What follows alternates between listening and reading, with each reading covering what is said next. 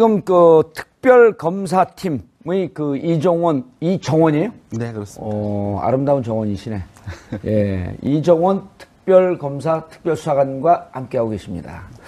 일부 해보니까 어때요? 좀 얘기 말씀하시면서 재밌어요? 네, 예. 좀 편해지네요.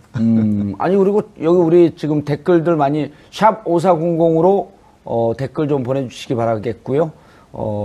이 문자가 많이 오는 것 같아요. 네. 댓글이 아니라 문자. 맨날 숨어서 댓글 달다 보니까 댓글을. 그런데, 노 변호사님. 네. 특검에 대해서 잘 알고 계시면 궁금한 거 없어요? 특별히? 저는 뭐 대강 알아서 그렇게 궁금한 건 아니고 궁금한 걸 여쭤보면은 피의 사실 공표가 되기 때문에 또 못 물어보겠고 좀 그러네요. 아니, 제일 핵심이 대통령과 최순실의 공동 지갑이라고 하는 표현이 이번에 처음 나왔거든요.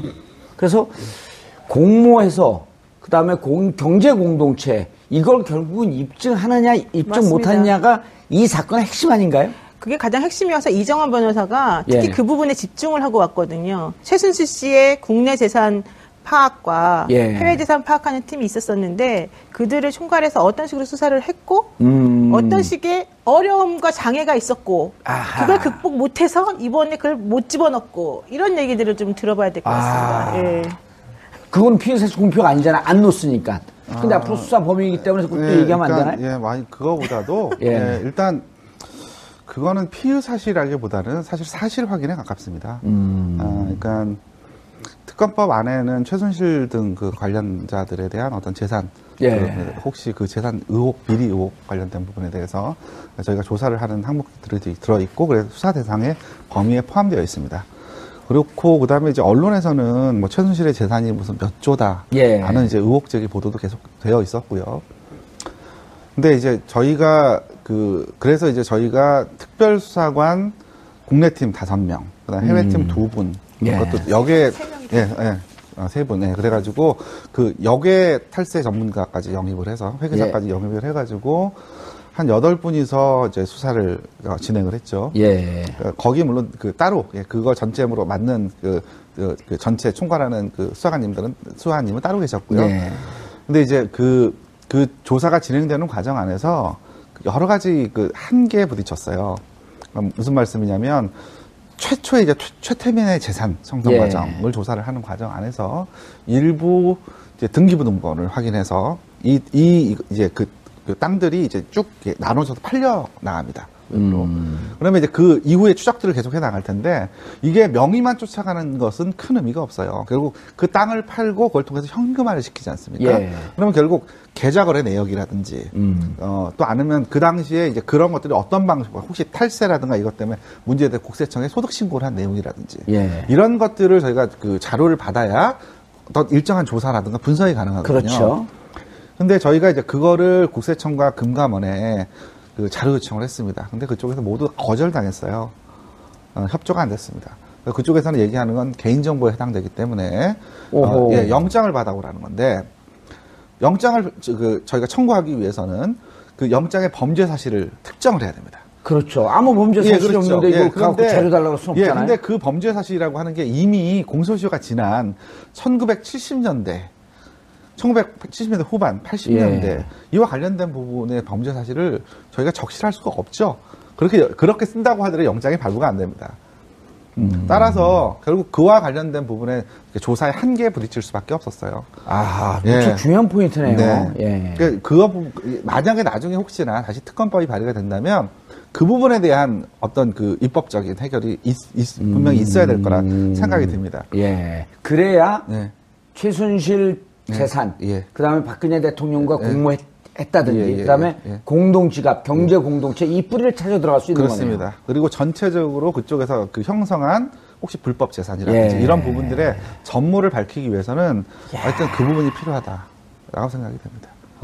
그리고 이 부분은 저희가 일단 기본적인 전체적인 외곽 정도는 저희가 그려놓은 것 같아요. 기본적인 토대는, 그러니까 더군다나 시간이 짧았기 때문에 예. 거기까지 전부 다 깊숙하게 조사할 수 있는 한계는 분명히 있습니다. 전체적인 아웃라인은 일단 네. 전문용어로 왁구는 짜놨다. 예, 그러니까, 최초에 이제 최태민부터 시작된 예. 여러 가지 그 당시에 그리고 또 그때 당시에 계셨던 분들이 나이가 굉장히 많으십니다. 예. 또 언제 사실 돌아가실지도 모르고요. 그러니까 그분들의 진술을 이제 공적 조서 형식으로 저희가 다 또 확보도 했고, 아. 예, 그런 부분들은 향후에 그 재산의 전모를 밝히는데 분명히 기초 자료로 충분히 활용이 가능할 것으로 보입니다. 이게 이제 그 저희가 며칠 전에도 그런 얘기를 했는데 네. 결국은 최순실 재산 그리고 이제 이게 경제 공동체라고 한다면은 박근혜 대통령의 재산. 네. 그런 이제 80년대 형성되는 과정. 이것이 범죄가 소명이 되면 특별법을 통해서 박근혜 최순실 게이트 재산 환수 특별법 뭐 이제 물론 이게 위헌적 요소를 좀 다퉈봐야 되겠지만 그렇게까지 만들어 갖고 그 재산을 환수하지 않으면 결국은 이 악의 뿌리는 부활한다 이런 지적들을 많이 하고 있거든요. 네, 그렇습니다. 근데 그게 92년도 금융실명제 시행되기 이전까지도 추적이 가능한가요? 그러니까 일정 부분은 이제 공문서 기록 형식으로 예를 들면 국세청에서 조사했던 자료 같은 경우는 국가기록원이나 뭐 이런 데 이첩돼 있을 수도 있고요. 예. 따라서 뭐 전체를 다 받기는 어렵겠지만 어쨌건 일단 저희가 요청했던 자료들은 그래도 금융기관이 갖고 있을 거라고 판단해서 요청했던 자료들이니까요. 야, 저 무척 중요한 포인트네요. 되게 우리가 중요하죠. 보통 재산은 지금까지 추정만 했었고 어느 정도 있을 것이다라고 의혹만 했었는데 이 재산의 뿌리를 찾아간다. 그럼 뿌리를 찾다 보면 결국 공동지갑이라고 하는 것을 네. 다 밝혀낼 수 있을 그게 거 바로 아니에요. 이제 뇌물죄가 성립되느냐 마느냐의 가장 중요한 전제가 되는 건데 예. 그 전제가 되는 것에 대해서 그러니까 수사를 많이 해놓고 이걸 마지막으로 확인하려고 지금 요청을 했는데 자료를 안 줬다는 거지 않습니까? 예. 그러니까 결과적으로는 그 부분에 대해서 사실은 더 이상 할 수 있는 부분이 없게끔 만들어 놓은 지금 맹점이 있는 거죠. 이 부분에서. 예. 변호사님, 그러나 그럼에도 불구하고 네. 장충동 집을 팔아서 네. 삼성동 집을 샀다? 네. 그리고 그때 최순실이 그 집을 대신 그 엄마가 가서 집을 대신 샀다라고 하는 문제 하나. 네. 그 다음에 옷값을 대납해줬다라고 하는 것. 네. 어쨌든 지금 공동지갑의 근거라고 하는 것을 그 두 개를 제시하고 있는데 네. 2007년도 대선 때 이 네. 문제가 그 논의가 됐었어요. 네, 네. 그때는 이제 친이 쪽에서 어디까지만 물어봤냐 하면 자, 이게 그 다른 박근혜 당시 후보의 다른 실세 세력들이 있나? 이 정도까지만 갔지 이 돈이 어디서 왔나 이런 등등까지는 관심이 없었거든요. 그때도 6억짜리 집을 팔고 어떻게 10억을 사면 4억은 어디서 왔습니까? 네, 네. 이걸 물어봤었단 말이에요. 네네. 근데 이번에는 그 부분에 대해서 이게 전체가 최순실의 재산, 박근혜 재산이다라고 하는 거에 대한 확신은 있었던 건가요? 네, 그렇습니다. 예, 그와 관련해서는 저희가 공인중개사까지 직접 불러가지고 저희가 수차례 조사를 해서 일정 부분 저희가 확인한 부분이 있기 때문에 그리고 사실 그 집뿐만 아니고 그 외에도 그러니까 저희가 현재로서는 다 밝힐 수 없는 그러니까 이후에 저희가 정식으로 기소가 된다면 방송 욕심이 있으신 것 같아. 다음에 또 나오려고. 예, 그런 부분이 있다. 예, 그런 거와 관련해서는 추가적으로 아마 법정에서 일부 또 아마 충분히 나올 겁니다. 예, 저도 저희가 이제 내부적으로는 그러니까 어느 범위까지 저희가 오픈할 수 있는지에 대한 내부적인 가이드라인이 있기 때문에 예, 그리고 또 제가 또 그 방송에 나가서 잘못 얘기해서 현재 그럼요. 특검 수사에 또 노를 끼칠 수는 없는 부분이 있기 때문에 그 부분 좀 양해를 부탁드립니다. 알겠습니다. 다음에 이제 조금 또 세월이 지나서 이와 같은 사건이 있으면 그때는 이제 예, 그러면 제가 속 시원하게 말씀드릴게요. 그때 이제 수사관이 아니라 특검 보러 갈 그런 준비를 하고 계신다. 아니. 농담이고요. 그런데 자 이제 공모 얘기를 좀 해봐야 돼요. 미르재단, K스포츠재단. 박근혜 최순실 공무 해서 이 작업이 진행됐다. 특검에서 그렇게 보고 있는 거 아니에요? 네, 그 부분에 대해서 좀 설명을 해주시죠. 그 부분도 지금 현재 저희가 이제 특검에 공식적으로 보도한 그 자료 같은 거 보면 그러니까 최순실하고 수차례 계속해서 통화한 내역이라든지 이런 부분들이 남아 있습니다.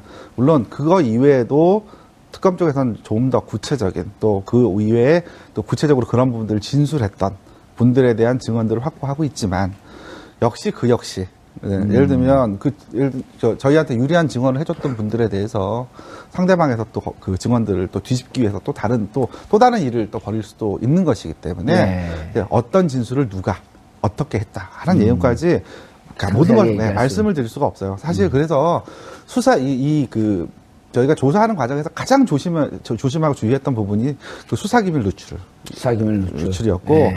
이것이 이제 이제 피의자들한테 넘어갔을 경우엔 대책을 세울 수 그렇죠. 있으니까. 그렇습니다. 방어 논리가 그렇습니다. 만들어지고. 그것 때문에 사실 굉장히 조심스러운 부분이 있습니다. 아직 일부 기소되지 않은 분들 계시고요. 그 다음에 또 이런 부분들이 앞으로 또 이게 또 현재 검찰이 이거에 대해서 계속 또 수사를 할 예정이고. 그래서 그 부분들 아주 제가 구체적으로 말씀드릴 수 없는 부분에 대해서.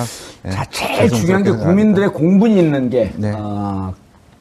저도 이제 우병우 수석, 국정조사 나오지 않을 때 제가 이제 국민 현상 수배를 해갖고, 그 셀프 수배자를 만들었거든요.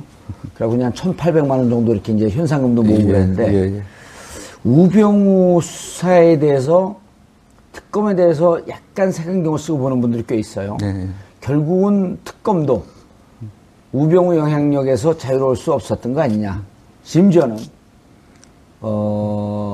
윤석열 특검이 학교로는 6년 선배고, 그리고 연수원 기수로는 4년 후배인데, 특수부에서 오랫동안 수사를 하면서 선배님 그러고 모셨던 우병우 수석을 과연 제대로 수사할 수 있었겠느냐. 이런 의혹의 눈초리에 대해서는 어떻게 생각하세요? 우병우 건에 대해서. 제가 개인적으로 여쭤봤습니다. 별로 안 친하시답니다. 우병우 수석하고요? 일단. 윤석열. 윤 팀장이 그렇게 말씀하셨는데, 이제 그걸 떠나서, 사실 지금 이렇게 국민적 관심을 이렇게 받고 있는 사건이었고, 그 다음에 이제 특별검사라고 하는 제도 자체가, 원래 이제 특별수사관들이 특검을 중심으로 특별수사관들 수사를 하고, 이 특별수사관들을 백업하는 방식으로 파견검사들을 받습니다. 그래서 원래는 특별수사관들이 주도해 사건을 수사하고, 그 다음에 이제 파견검사들은 이걸 수사 보조해주는 역할이 그러니까 원래 특검의 모습이에요. 근데 이번엔 좀 바뀌었네요. 그렇습니다. 근데 이렇게 한 이유는 일단 이게 워낙 이제 짧은 단기간에 수사 성과를 내야 되고, 그 다음에 이제 사실 수사의 효율성이라든가 이런 부분들을 염두에 두지 않을 수 없거든요. 아무래도 특별수사관들 같은 경우는 변호사 출신들이 많기 때문에 수사 전문가들이 아니죠. 그러다 보면 이제 수사의 효율성이라든가 이런 측면에서 좀 문제가 있을 수 있기 때문에 그래서 윤석열 팀장을 전체 수사팀장으로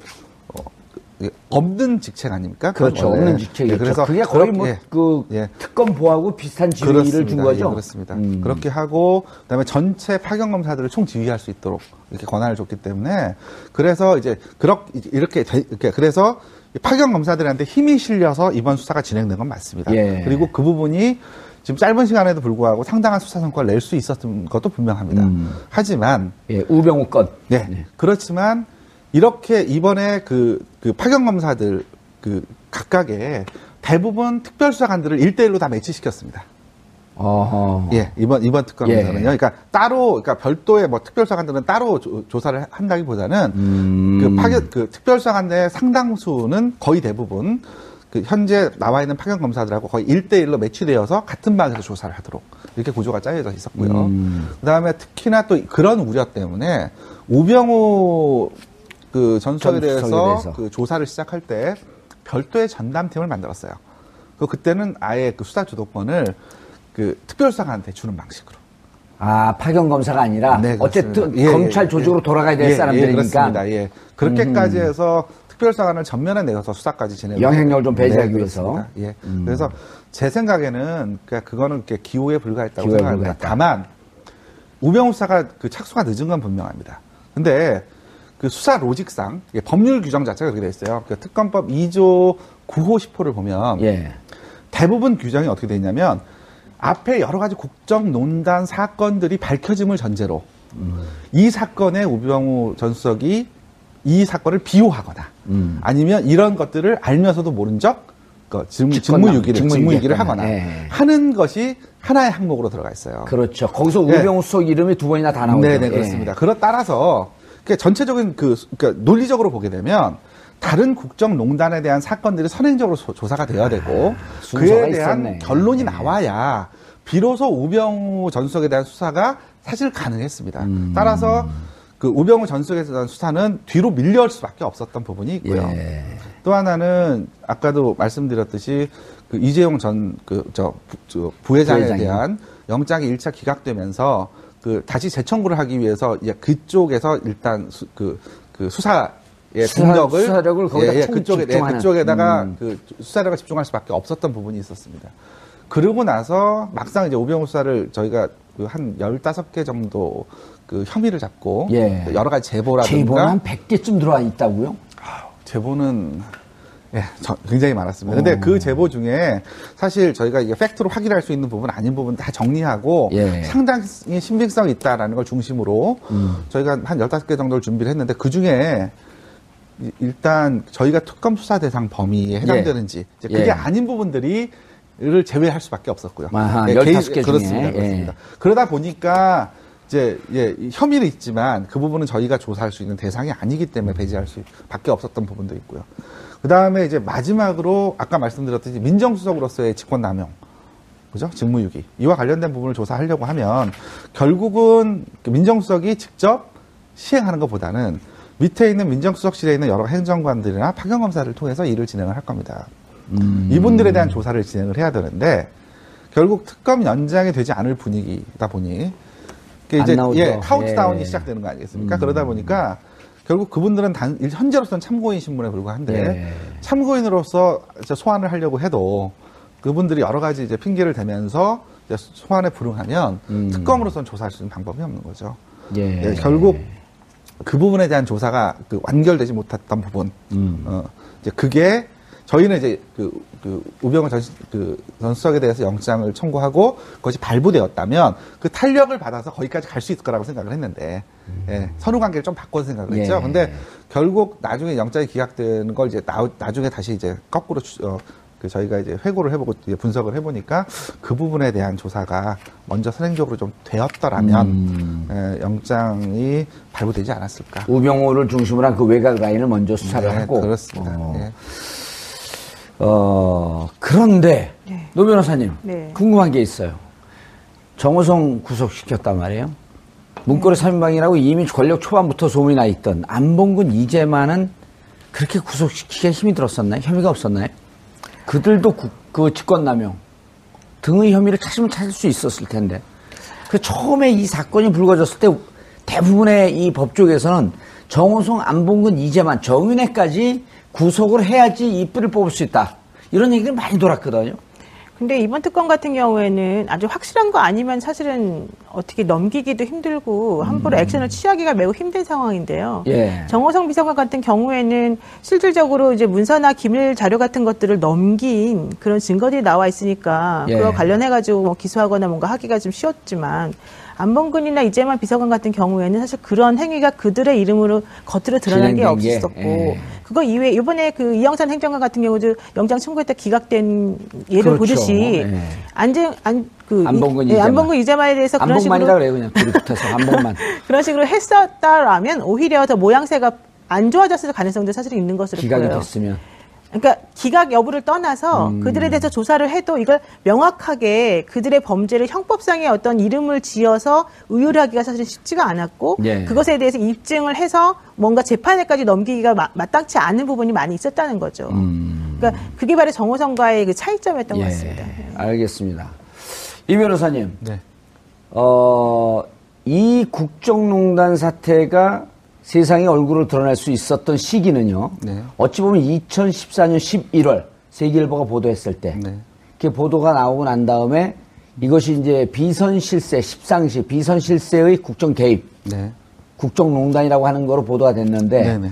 이걸 슬그머니 기밀 유출. 네. 하면서 이것은 국기문란이다. 이런 식으로 가이드라인을 주면서 그때 틀었단 말이에요.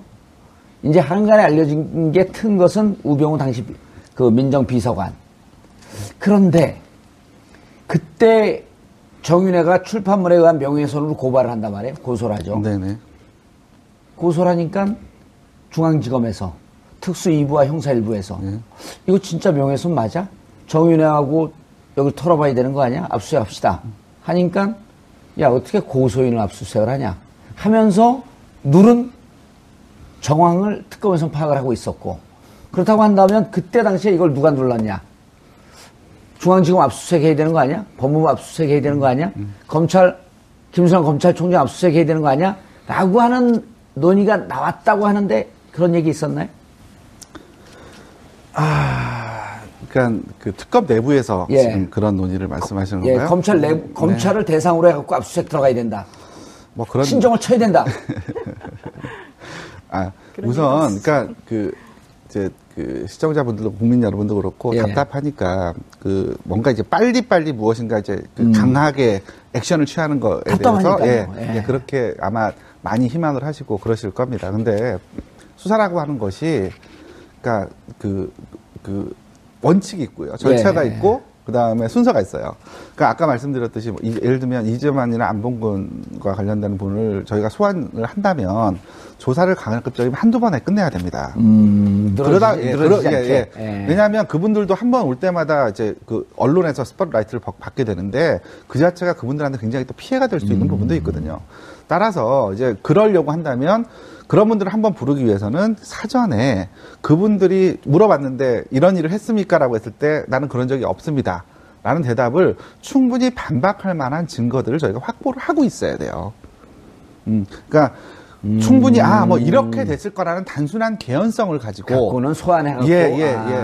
아까도 말씀드렸듯이 뭐 이렇게 한 어떤 의혹이 있다라는 정도만 가지고 예. 당장 어디를 압수수색하자 이렇게 얘기할 수 있는 특별수사나 그 수사관이나 아니면 검사는 없습니다. 또 그래서도 안 되시고요. 그러니까 결론적으로 내부에서는 그런 논의가 없었다는 거죠. 네. 그런 논의가 없었다. 네. 네. 그냥 설에 불과했다. 네, 그렇습니다. 예. 우리들의 희망사항이었다. 희망사항이었고. 네. 자, 그리고 이제 궁금한 게, 서슬퍼러던 박채윤 씨나, 그 다음 장시호 씨도 처음에는, 국정조사 나오고 청문회장 나오고 그럴 땐 분노가 있었단 말이에요. 네네. 그리고 또 한동안 이제 이렇게 피해 다니다가 결국 뭐 잡히고 그랬는데, 그분들이 이제 쉽게 얘기하면 무너졌던 시기, 혹은 그분들이 수사에 협조했던 시기, 요건 어느 때 그랬었나요? 특히 두 분 같은 경우, 장시호 씨나 안종범, 박채윤 씨, 이런 분들이 수사에 적극적으로 협조했단 말이에요. 국민들은 박수를 치지만, 어쨌든 본인들 입장에서는 이거 버티지 못해서 무너진 건데.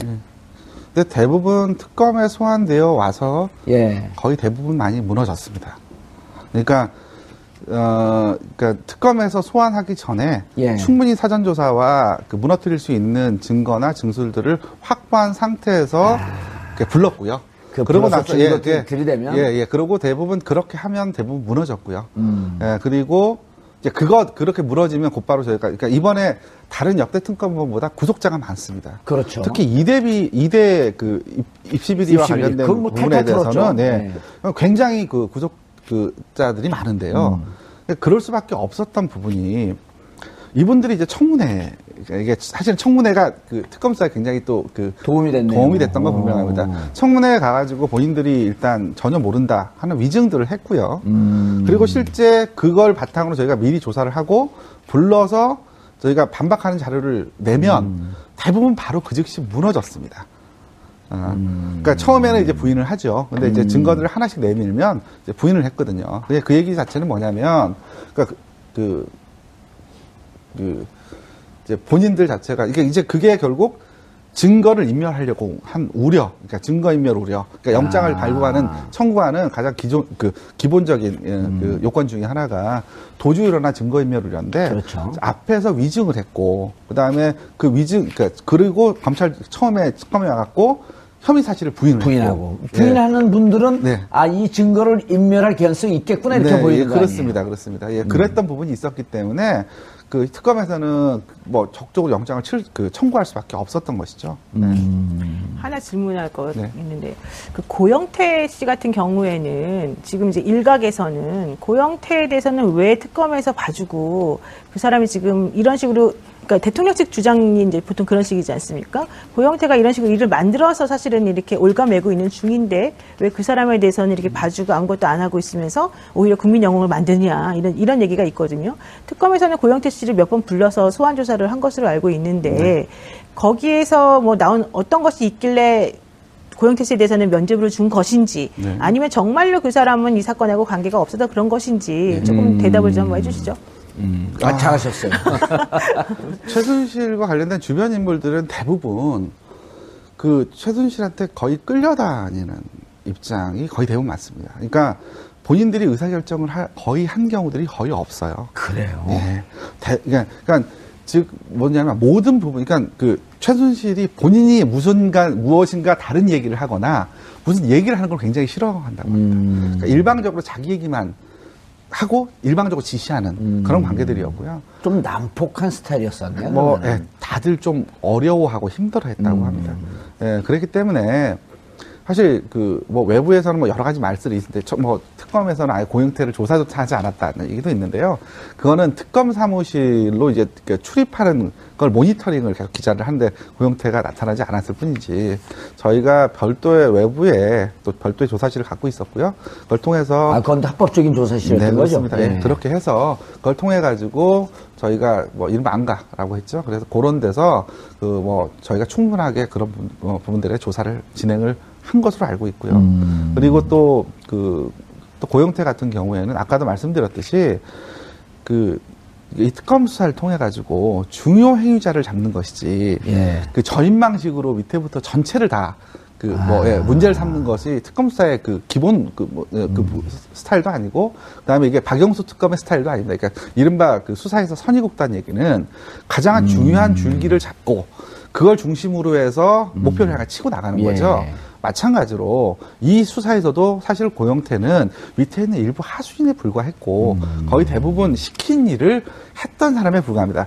그분이 밖에 나가서 조금 뭔가 서로가 사이가 틀어진 상태에서 뭔가 좀 다른 이런 일을 해볼까 하는 뭐 이런 얘기를 사석에 했다고 하여서 그것만 가지고 고영태에 어떤 혐의가 있다? 이렇게 하기 좀 곤란하지 않았나. 노승일 씨도 마찬가지 케이스일 네, 거고요. 그렇습니다. 그런데 중간에 이제 헌재에서 탄핵 와중에 이게 그 정규제 TV에 나와서도 이제 대통령이 헌재는 출석하지 않고 1월 1일 그 다음에 정규제 TV에 나오는 1월 말쯤 해서 이게 아주 잘 짜여진 오랫동안 잘 짜여진 각본에 의해서 엮인 것 같다. 그리고 그 핵심은 고영태가 최순실로부터 돈을 빼먹기 위해서 기획하고 있었던 거다. 이런 얘기가 흘러나올 때 특검은 어떤 분위기였었나요? 그런 부분에 대해서? 좀 영향은 받았나요? 아니요, 조금 어처구니 없다라고 판단했죠. 생각을 했죠. 그러니까 지금 저희가 수사를 하면서 여러 가지 드러난 상황이 많고 사실 저희가 수사했던 내용은 아예 극히 일부만이 언론을 통해서 보도된 부분이 이고 그다음에 실제로 저희가 그거 이외에도 더 많은 그 의혹 사건들에 대해서 사실 이렇게 모자이크를 맞춰다가 일부 확인을 하고 있는 상황에서 글쎄 이거는 조금 대통령께서 그렇게 말씀하시는 거에 대해서 조금 의아하기도 하고 한편으로는 또 조금 황당하기도 하고 그랬죠. 별로 개의치 않았습니다. 자, 앞으로 특검 이제 공소 유지요. 아까 일당백이라고 했는데 그래도 쉬운 싸움은 아니죠. 네, 쉬운 싸움이 아닙니다. 쉬운 싸움 아니고 여기 파견 나갔다가 이제 돌아온 그 변호사분들 특별수사관은 30명이 특별수사관으로 지원을 해갖고 특별수사관 역할을 했는데 본인들이 뭐 직접 이제 여기 특검팀에 지금은 이제 소속이 아니지만 공소 유지할 때 이렇게 뭐 개인적으로도 돕고 이런 과정이 계속 되나요? 어떻게 되나요? 그렇게 하면 곤란하죠. 왜냐하면, 그렇죠. 법적인 과정을 묻는 겁니다. 우선 이전까지는 이제 그 특검법 내에 이제 수사 기간 동안에는 특검보, 그 다음에 그의 특별수사관들까지 모두 다 겸직 금지 의무, 그 다음에 영리행위 금지 의무가 규정되어 있습니다. 그리고 특검 기간 동안. 그렇습니다. 그 수사 기간 동안이요. 그리고 수사 기간이 종료되고 공소유지 체제로 전환이 되면 그러니까 단서에서 이제 그 규정을 해가지고 그 금지 의무, 그러니까 영리행위하고 겸직 금지 의무를 해제해 줬습니다.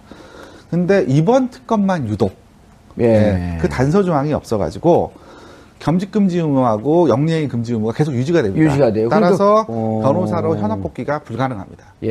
만약 특별수사관은 그대로 남아 있으면 공소유지 팀에 남아 있으면 만약에 이제 그 규정이 그러니까 그 단서 조항이 있었다고 한다면 처음에 아마 특검보 인선을 할 때도 조금 더 쉬웠을 거예요.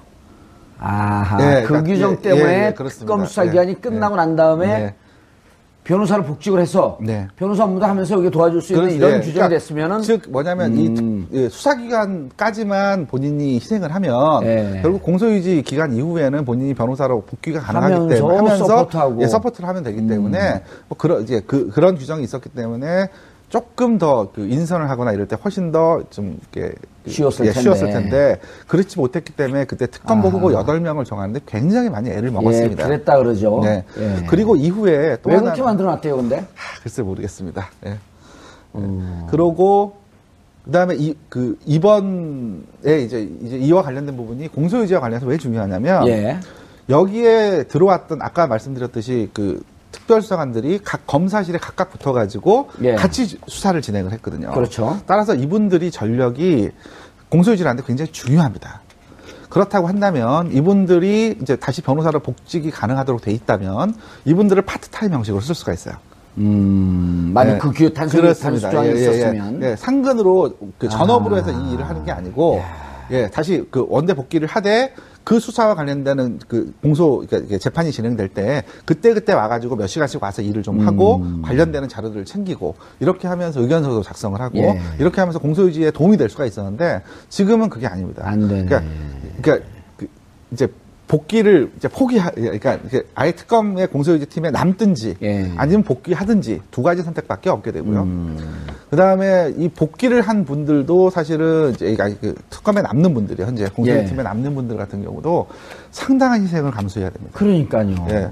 그러니까 예를 들면 저 회사에서도 본봉도 다 따져봤어요. 예를 들면 고용 변호사 같은 분들 있잖아요. 예. 이제 그런 분들 같은 경우는 뭐 3개월 정도는 양해를 해줄 수 있습니다, 회사에서. 근데 앞으로 최소한 7개월. 예, 그런데 이게 앞으로 이게 7개월이 될지 1년이 될지 또는 1년 반이 될지 알 수 없죠. 예. 다투는 이 재판 자체가 길어지고 또 그 피고인 수도 굉장히 많고 관련자들도 굉장히 많기 때문에 이와 같은 재판을 하다 보면 굉장히 오래 수 있죠. 진행될 예. 수밖에 없습니다.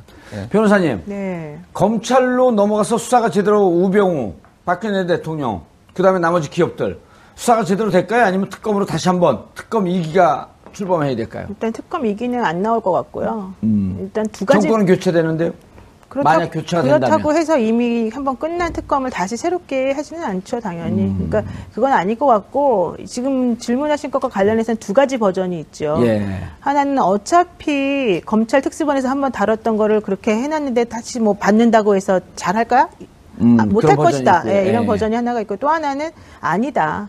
이번에 오히려 실추된 명예를 회복하고 조직이 살기 위해서. 그렇죠. 특검에 비교하여 우리도 이렇게 잘할 수 있고 공정하게 일을 처리할 수 있다는 것을 보여주기 위해서라도 검찰 특수본 2기가 정말 제대로 된 성과를 낼 것이다. 이제 이 두 가지 예측이 있는데 검찰에서는 두 번째 예측이 본인들이 지금 생각하고 지향하는 목표다라고 얘기를 하고 있고요. 어허. 국민들의 입장에서는 첫 번째 예측으로 갈 가능성을 원천 봉쇄하는 게 맞겠다.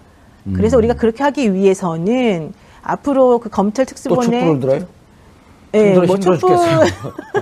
촛불을 드는 거는 이제 제가 보기 좀 힘들 것 같고, 예. 그거보다는 이제 검찰 특수본이 일을 정말 잘할 수 있도록 국민들이 검찰을 좀 지지해주고 믿어주는 그런 자세를 보이는 게 어떨까. 예. 이런 좋은 생각들을 하고 있습니다. 그런데 지금 노영희 변호사님께서 좋은 말씀을 하셨는데 지금 검찰총장이 대표적인 우병우 라인이라는 설이 있단 말이에요.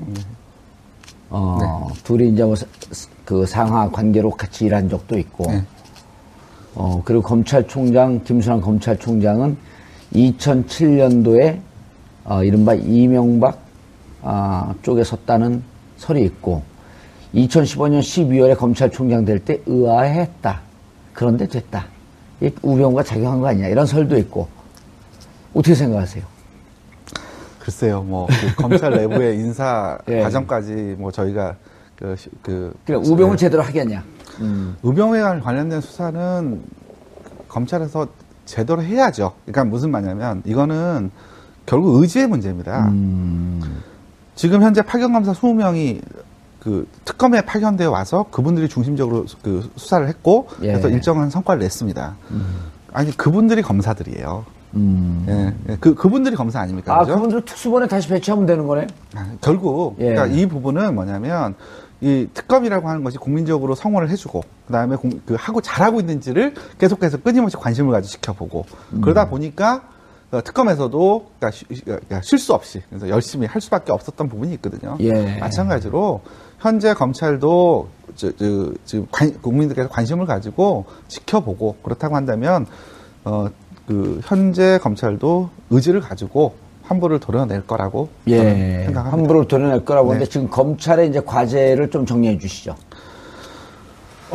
지금 이제 검찰 쪽에서는 이제 곧 이제 탄핵이 어떤 방식으로 결정이 될지 이제 그거에 따라서 아마 그 수사 방향이 좀 요동치긴 하겠지만 여전히 저희는 이제 특검은 대통령을 피의자로 적시했습니다. 그렇다면 대통령의 수사가 아직 남아 있고요. 예. 그다음에 저희가 다 마무리하지 못한 우병우의 수사도 여전히 남아 있습니다. 뿐만 아니고 삼성뿐만 아니고 그렇죠. 기업들 다른 남아있죠. 대기업들에 대해서도 저희가 일부 또 뭐 내사하든 또는 저희들이 검토했던 부분들이 있는데 어쨌든 그 부분들에 대한 수사도 여전히 또 남아 있는 상태입니다. 그래서 만약에 이 부분에 대해서 검찰이 제대로 수사하지 못한다면 그리고 국민이 납득할 만한 성과를 내지 못한다면 그러면 결국 뭐 이후에 제가 봐서는 장기적으로는 공직자 비리수사처 같은 공직자 비리수사처, 그렇습니다. 공수처죠. 예. 예. 그런 기구가 만들어져서 상시적으로 이런 것들을 감시하고 수사했으면 체제가 만들어져야 되는 것이 아니냐. 예. 단건의 특별검사를 그 법을 발의해가지고 해결하는 문제는 아닌 것 같다. 예. 알겠습니다. 특검에서 활동하셨던 이정원 변호사님 감사합니다. 노영희 변호사님 감사합니다. 예. 정봉주의 품격 시대가 3월 16일 목요일이죠. 100회 특집 공개 방송을 준비합니다. 방청을 원하시는 분들은 샵 5400으로 방청 신청과 성함을 남겨주시기 바랍니다.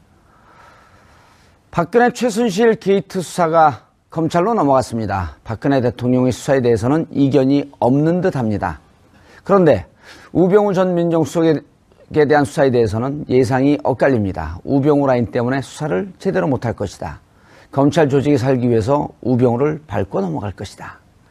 사정기간 검찰이 권력의 신여라는 조롱을 받은 것은 어제 오늘 일이 아닙니다. 그런 검찰에게 기회가 왔습니다. 자신들을 통제했던 권력은 서산으로 기울고 있고 권력은 교체기에 들었습니다. 이 권력 공백기에 뼈를 깎는 마음으로 다시 태어나길 기대합니다.